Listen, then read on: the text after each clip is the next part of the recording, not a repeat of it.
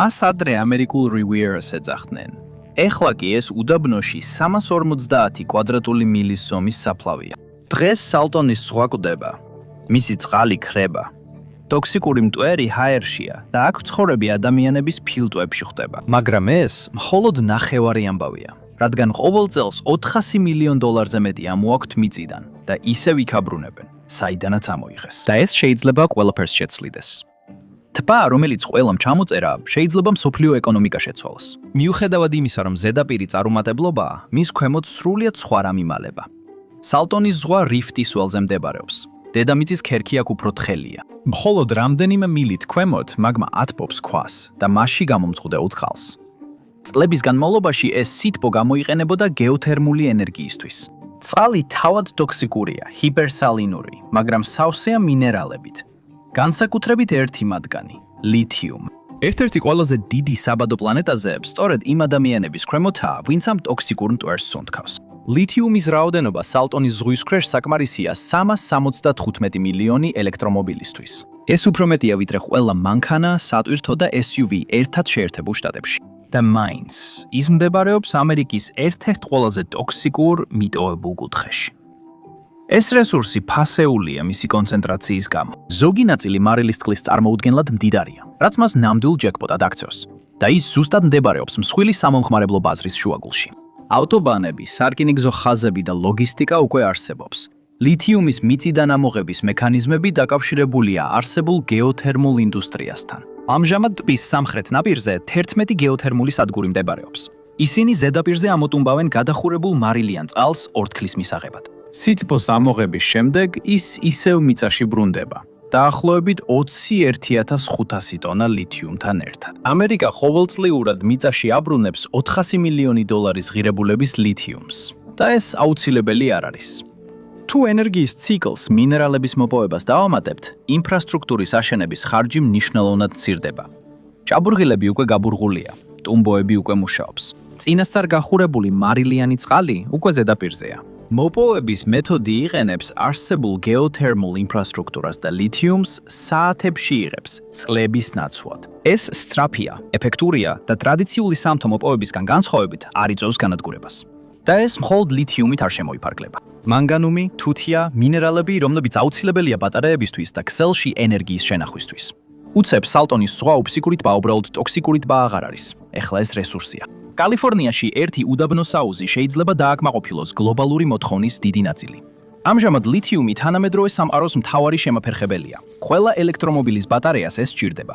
ყოველი ქარის და მზის ელექტროსადგური მასზეა დამოკიდებული. სტაბილური მიწოდების გარეშე წიაღისეულ საწოვებზე უარის პროცესი ჩიხში შედის. ხარჯები მკვეთრად იზრდება. სტრატეგიული სისუსტეები მრავლდება. სალტონის ზღვის საბადო უბრალოდ კიდევ ერთი მაღარო არ არის. ეს შეიძლება გახდეს ამერიკის ბატარეების წარმოების საყრდენი მომავალი საუკუნის ტრანსპორტის საწვავი. კონცენტრაციები საკმარისად მაღალია, მოცულობები უზარმაზარია და მეთოდი საკმარისად სუფთაა, რომ კითხვა აღარ არის თუ მოხდება ეს, არამედ რა სისწრაფით. ამერიკის რესურსების ათვისების რბოლა უკვე დაწყებულია და მე აქვარ რომ ეს ყველაფერი გაგაცნოთ. არ დაგავიწყდეთ მოწონება, გაზიარება და გამოწერა, რომ არაფერი გამოგჩეთ. იმპერიალის ოლქი კალიფორნიის ერთ-ერთი ყველაზე ღარიბი რეგიონია. უმუშევრობის დონე ზოგიერთ ადგილას თითქმის 2 ნიშნა რიცხვს უახლოვდება. თუმცა ლითიუმის შემოსავალი, რომელიც ახლა კანონში იწერება, შეიძლება სამუდამოდ შეცვალოს ეს მდგომარეობა. ახალი აქციზური გადასახადი შემოსავლის 80%-ს პირდაპირ ოლქში აბრუნებს. და სრული პროგნოზირებული მასშტაბით, ლითიუმის წარმოებამ შეიძლება წელიწადში დაახლოებით $2 მილიარდი მთლიანი შემოსავალი მოიტანოს. ოლქის დაგეგმვაში უკვე გათვალისწინებულია 700 მუდმივი მაღალანაზღაურებადი სამუშაო ადგილი, 3 ძირითად პროექტში. ოპერატორები, ტექნიკოსები, სარემონტო ჯგუფები, ასევე ათასობით ადამიანი მშენებლობისა და დამხმარე პოზიციებზე. პირველად, ტბის მარცხი და მისი პოტენციალი ერთსა და იმავე ბალანსშია ასახული. ანუ თუ მოპოვება მართლაც განხორციელდება. მთავარი ბარიერი ამჟამად აღქმაა. ხალხი 10 წლეულების განმავლობაში ამ აუზს ეკოლოგიურ სასაფლაოდ აღიქვამდა და სრულიად გამორჩენიათ მის ქვეშ არსებული ინდუსტრიული რეალობა. მოპოვების ტექნოლოგია მუშაობს. მიწისქვეშა მარაგები დადასტურებულია. ნამდვილი გამოწვევა არის ამ მასშტაბური ინდუსტრიული გარდატეხის განხორციელება მანამ, სანამ ბაზრის ფანჯარა საბოლოოდ დაიხურება.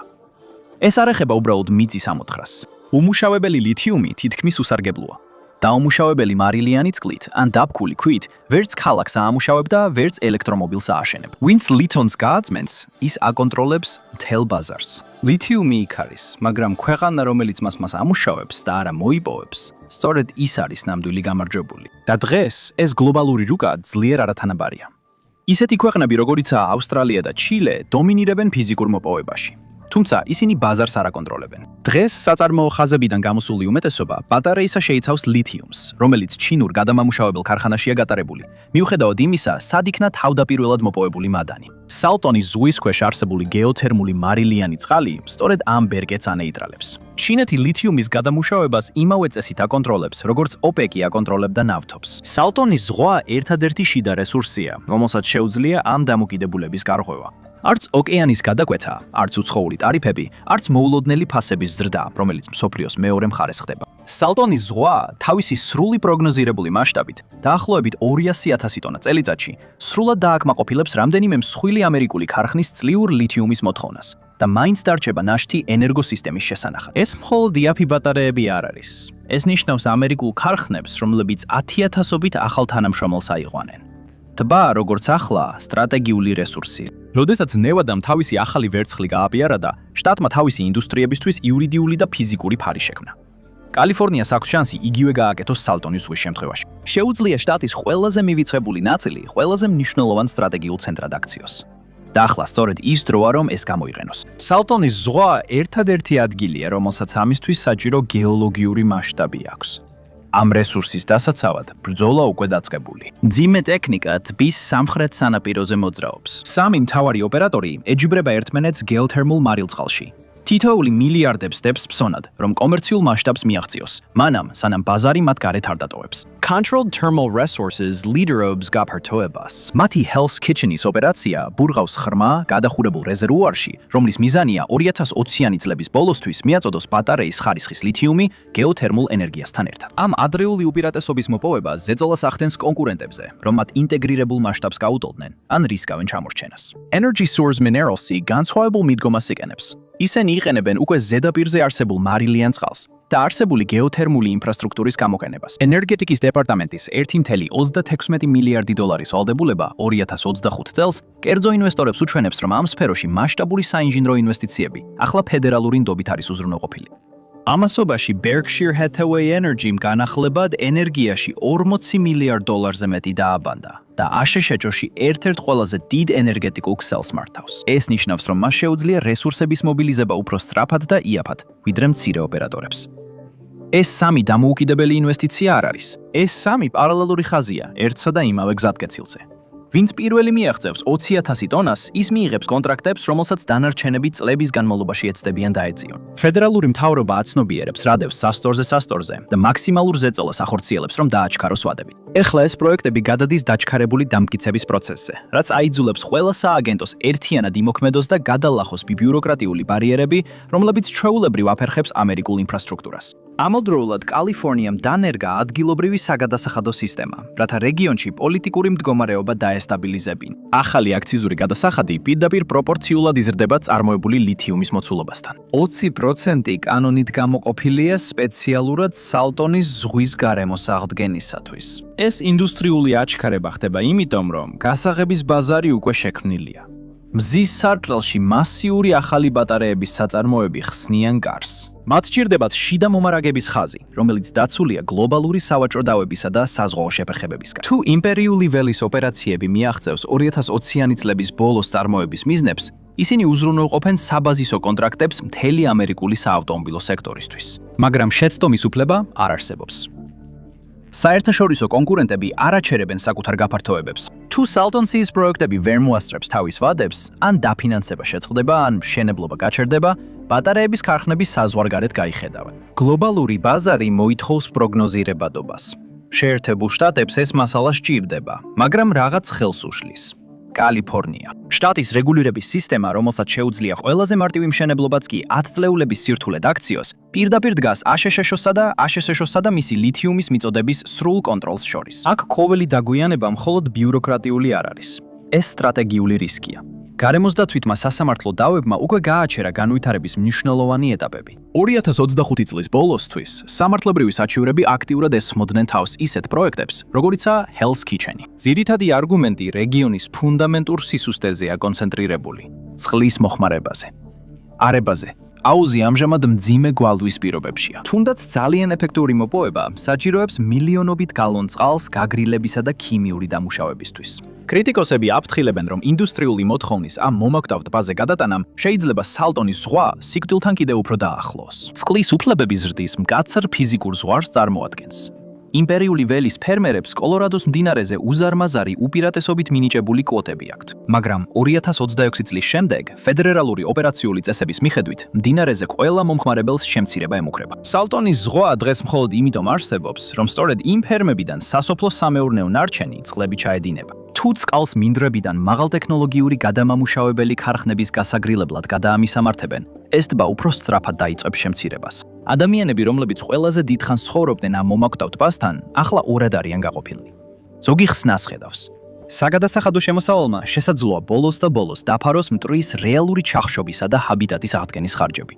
სხვები ამას კიდევ ერთ ინდუსტრიულ რისკად აღიქვამენ თავიანთი ჯანმრთელობისთვის. ჰაერის ხარისხთან, საშიშ ნარჩენებთან და ტომის კულტურულ ადგილებთან დაკავშირებულმა მიმდინარე საჩივრებმა უკვე რამდენიმე თვით შეაყოვნა Hell's Kitchen-ის პროექტი. ადგილობრივი ჯგუფები შიშობდნენ, რომ დახურული ციკლის სისტემებმაც კი შეიძლება გამოუშვან ქიმიური ნაერთების კვალი, ან გაზარდონ სატვირთო მანქანების მოძრაობა გზებზე, რომლებიც უკვე დაფარულია პლაიას მტვერით. შვიდას მუდმივი სამუშაო ადგილის დაპირება რეალურია, მაგრამ ასევე რეალურია შიში, რომ ეს სამუშაო ადგილები ადგილობრივების ჯანმრთელობის ხარჯზე შეიქმნება. შტატის ლითიუმის ველის გეგმა ცდილობს ბალანსის დაცვას. მეტი დაფინანსება ადგილობრივი ზიანის შესამცირებლად. ერთობლივი საკონსულტაციო კომისია. მაგრამ ნდობა სუსტია 10 წლეულების განმავლობაში შეუსრულებელი აღდგენის დაპირებების შემდეგ. თუმცა მცირე ჭაბურღილებმა შეიძლება ზიანი მიაყენოს მიწას, რომელიც თაობების განმავლობაში იქ მცხოვრები თემებისთვის წმინდა. წყლის გარდა ნებართვების გაცემის სტანდარტული სირთულე კვლავაც დიდ პრობლემად რჩება. 2025 წლის დასაწყისში Berkshire Hathaway Energy-მ ღიად შეაჩერა თავისი რამდენიმე გეოთერმული პროექტის გაფართოება. მიუთითა რა ნებართვების გაცემის გაჭიანურებასა და ინფრასტრუქტურის სერიოზულ პრობლემებზე. ეს ადმინისტრაციული ბარიერები შეიძლება 2020-იანი წლების ბოლოსთვის დაგეგმილი გაშვება 2030-იან წლებამდე გადადოს. ასეთ სწრაფად ცვალებად ბაზარზე 5 წლიანი დაგვიანება წარუმატებლობას ნიშნავს. თუ ამ ოპერატორებმა წარმატებით გადალახეს სასამართლო დავები, უზრუნველყვეს წყლის უფლებები და წარმოება დაიწყეს 2020-იანი წლების ბოლოსთვის, მსოფლიოს სტრატეგიული გეომეტრია შეიცვლება. მაგრამ თუ რეგულაციური წინააღმდეგობა გაიმარჯვებს, ეს შესაძლებლობის ფანჯარა სამუდამოდ დაიხურება. გლობალური ბატარეების ინდუსტრია უბრალოდ გვერდს აულის შეერთებულ შტატებს. ქვეყნის სუფთა ენერგიის მომავალი დამოკიდებული დარჩება იმპორტირებულ ლითიუმზე, რის გამოც ელექტრომობილების მწარმოებლები და ენერგოსისტემის პროექტები გახდებიან მგრძნობიარე დაგვიანებების, ფასების ზრდისა და უცხოური შეფერხებების მიმართ. 30 წლის განმავლობაში სალტონის ზღვა უყურადღებოდ იყო მიტოვებული. ეს იყო ეკოლოგიური კატასტროფა, რომელიც ელოდა გამოსავალს, რომელიც არასდროს მოვიდა. ეხლა სწორედ ეს წარუმატებლობა გახდა აუცილებელი პირობა მასიური ინდუსტრიული აღორძინებისთვის. ეს აიძულებს ლანდშაფტის სრულად გადაკეთებას. უდაბნო არ იცდის და ჩინეთი მით უმეტეს არ იცდის. მაგრამ ამერიკა? მადლობა რომ დღეს შემომიერთდით. იმედია ვიდეო მოგეწონათ და თუ გსურთ მეტი მსგავსი ვიდეოს ნახვა, გთხოვთ გამოიწეროთ არხი და ჩართოთ შეტყობინებები.